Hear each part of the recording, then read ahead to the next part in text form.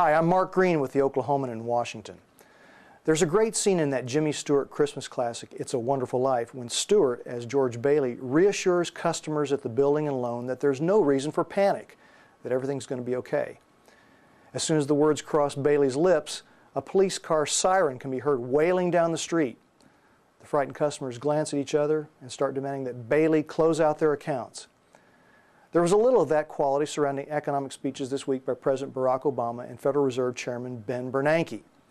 At Georgetown University, the president was reassuring and pointed hopefully toward administration efforts he said are starting to generate signs of economic progress.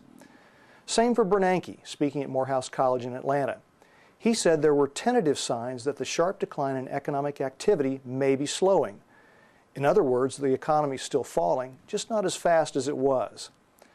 Now that's probably what Americans want to hear, except that outside there was the blare of a siren coming down the street. More disappointing economic data. Retail sales fell 1.1% last month, and experts were expecting a slight gain. Compared to March a year ago, sales are off almost 10%. The stock market took the news hard, falling 138 points and putting a crimp in a recent upward climb. The trouble for Obama is an economic situation that's largely out of his hands and which could start hurting him politically.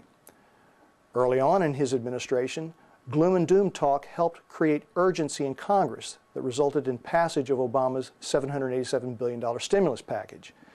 Naturally, regular Americans are impatient for the stimulus to start stimulating.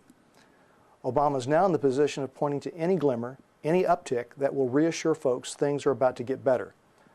Unfortunately, the hard numbers don't seem to be there yet, which puts Obama's credibility and popularity potentially at risk.